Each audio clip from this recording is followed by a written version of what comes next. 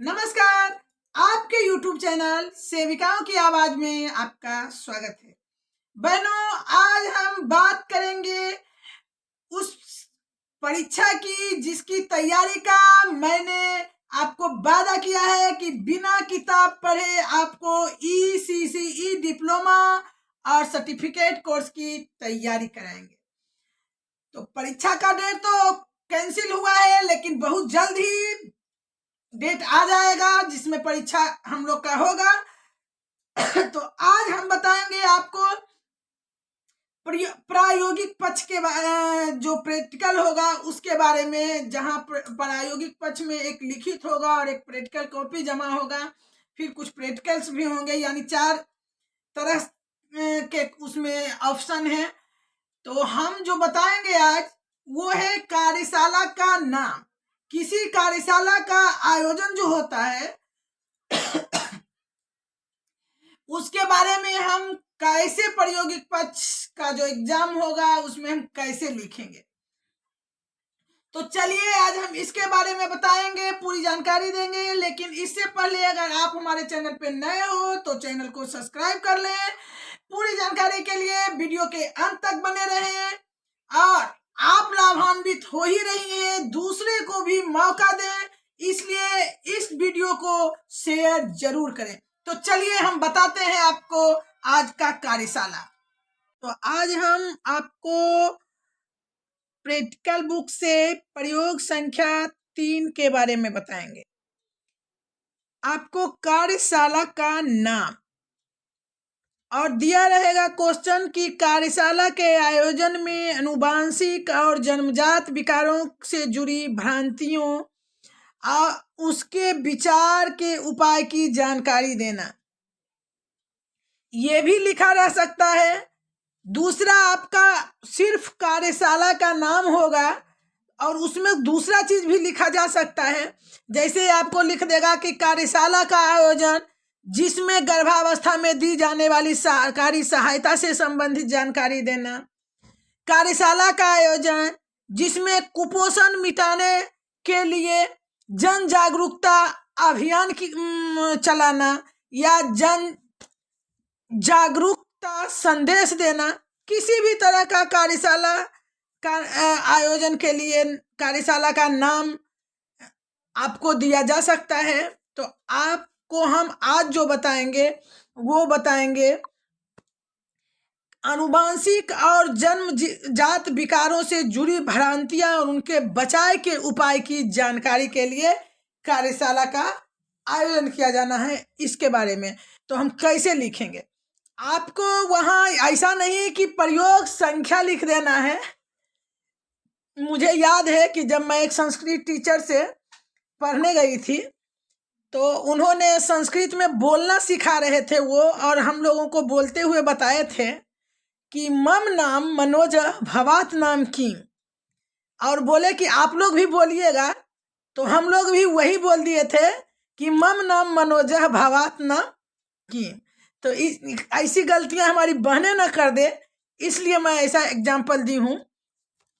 यानी हम आपको बता रहे हैं कि प्रयोग संख्या, तो ऐसा ना कि आप भी प्रयोग संख्या 3 वहां लिख दीजिएगा, ऐसा नहीं है। आप वहां प्रयोग संख्या लिखने की कोई जरूरत नहीं है। बस आपको जो कार्यशाला का आयोजन करने कहा जाएगा तो इसमें जो भी आपके समझ में आए, जरूरी नहीं है कि यही वाला गर्भावस्था से दी जाने वाली जानकारी, कुपोषण मिटाने से दी जाने वाली जानकारी, कुछ भी हो सकता है। लेकिन अगर यही दिया हुआ रहे कि अनुवांशिक और जन्मजात विकारों से जुड़ी भ्रांतियों से बचाव के उपाय की जानकारी देना, एक मैं बता रही हूँ, बताऊंगी मैं 3-4 तरह से बताऊंगी, लेकिन पहले इसे मैं बता रही हूँ।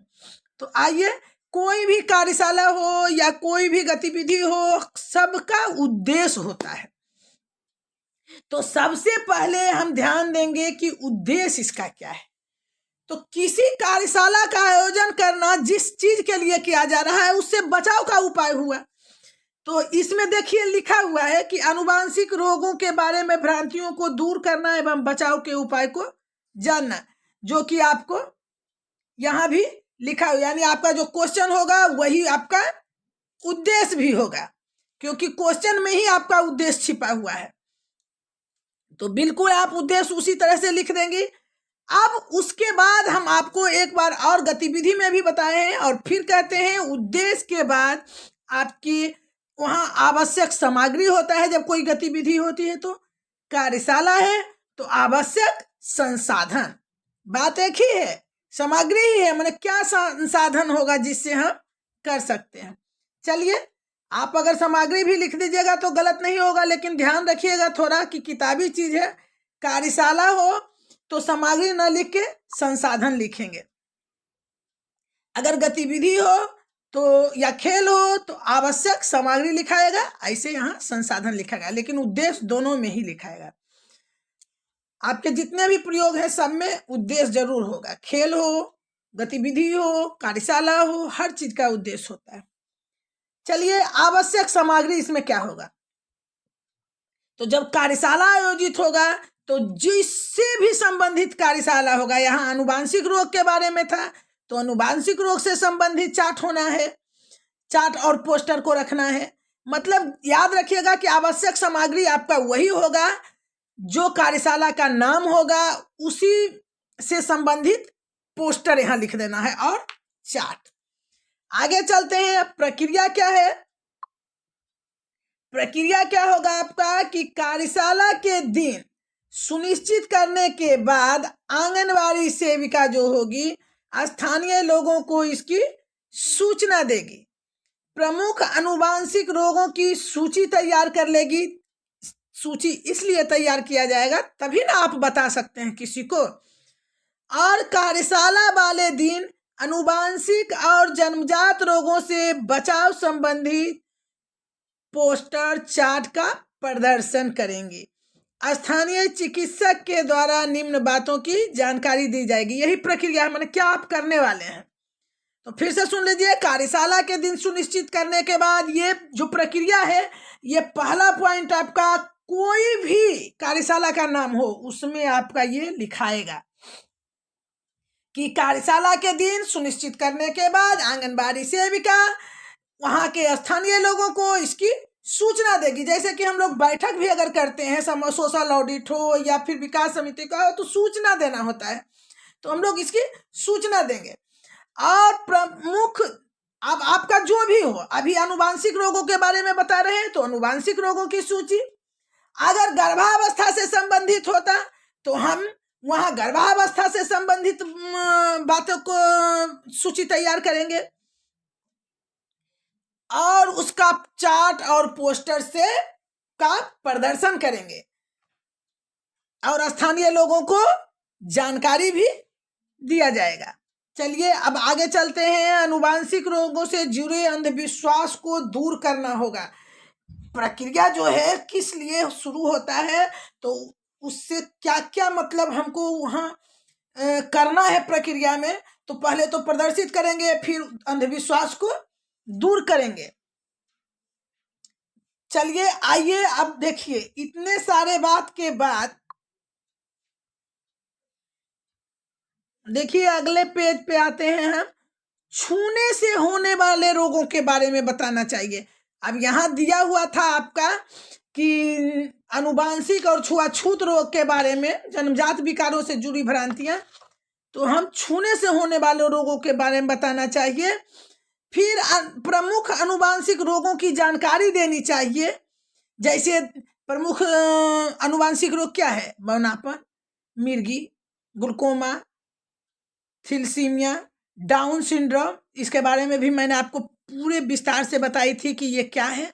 ये गर्भावस्था के दौरान जो रोग होता है, इसके कारण बच्चे जो हैं, डाउन सिंड्रोम के बारे में एक बार मैं फिर से आपको बता दूं। जब शब्द आ जाता है तो मैं चाहती हूं कि सिर्फ किताब को पढ़ना ही नहीं मेरा उद्देश्य है। मेरा उद्देश्य है कि आपको एकदम पूरा फिट कर दें, ताकि आप अगर इस शब्द से संबंधित भी कोई क्वेश्चन आए तो फटाक से आप लिख सकती हैं।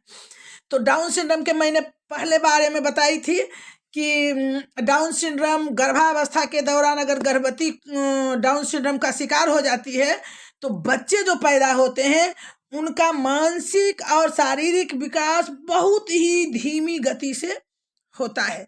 तो ये सब जो है आनुवांशिक रोग है, मतलब कि माता पिता से ही आता है। उसके बाद चलिए हम आगे चलते हैं। इन रोगों से बचने के लिए गर्भावस्था में के शुरुआत में ही उपलब्ध जांच की जानकारी देना चाहिए। देखिए जो मैं बता रही थी, ये सारे रोग जो हैं, मिर्गी, ग्लूकोमा, सारे गर्भावस्था के शुरुआत में ही इसकी जानकारी देने से क्या होगा कि वो जांच कराएगी। जबकि डाउन सिंड्रोम का कोई इलाज नहीं है, लेकिन फिर भी इनकी जानकारी हमें देना है ताकि वो जितना संभव हो सके अपना तरीके से इसे बचने की कोशिश करेंगे। और यदि किसी बच्चे में आनुवांशिक रोग है तो उसका आधार और उसमें जो है प्रभावशीलता को कम करने की उपाय की जानकारी देंगी। उपस्थित लोगों के प्रश्नों का सटीक उत्तर जो है वो चिकित्सक के द्वारा दिया जाना चाहिए और सभी प्रकार की जिज्ञासा को शांत करनी चाहिए। यहाँ चिकित्सक के द्वारा दिया जाना है, क्योंकि हमारी आंगनबाड़ी बहनें कोई मेडिकल कंप्लीट करके तो आई नहीं है। यह बस नॉर्मल चीज जो होता है उसका हम जानकारी दे पाते हैं, लेकिन ये सब आनुवांशिक रोग है तो इसका जानकारी किनके द्वारा दिया जाना है। कार्यशाला जब आयोजित होता है तो वहाँ भेजा जाता है किसी न किसी को। जैसे कि इस बार ही हुआ था कुपोषण मिटाने के लिए जन जागरूकता अभियान कार्यशाला, जिसमें कि सेविकाओं के द्वारा आंगनबाड़ी केंद्र पर आयोजित किया जाना था और उसमें भेजा गया था। बहुत बड़े बड़े अफसर लोग आए थे, पदाधिकारी लोग, जो कि बताए थे, क्षेत्र को जागरूक किए थे जन जागरूकता अभियान में। चलिए, सावधानियां, हर चीज में सावधानियां बहुत ही जरूरी है। सावधानियां लास्ट में लिखना ही है, तो सावधानियां और परिणाम दो चीज हमेशा लिखाता है।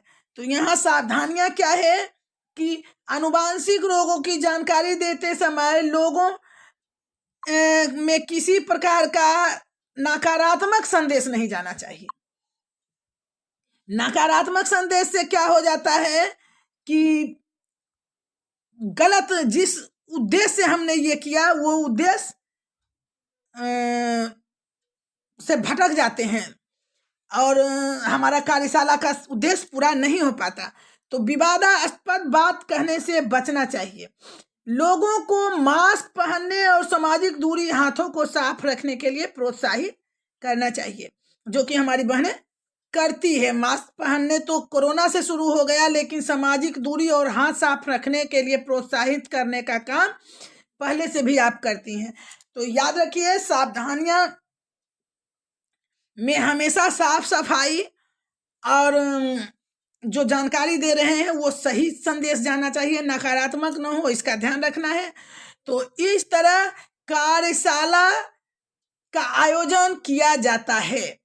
अब यही कार्यशाला में आपका बहुत सारे बातें होंगी। कार्यशाला एक चीज के लिए नहीं आयोजित किया जाता है। कोई भी सरकार के द्वारा जब किसी भी चीज की जानकारी क्षेत्र में पहुंचाना हो तो कार्यशाला आयोजित करके ही इसकी जानकारी दी जाती है। तो अगले कार्यशाला का नाम और उसका उद्देश्य लेकर मैं फिर आ रही हूं। तब के लिए धन्यवाद, और आप इस वीडियो को ज़्यादा से ज़्यादा शेयर करें ताकि सभी बहनें इसका लाभ ले सकें।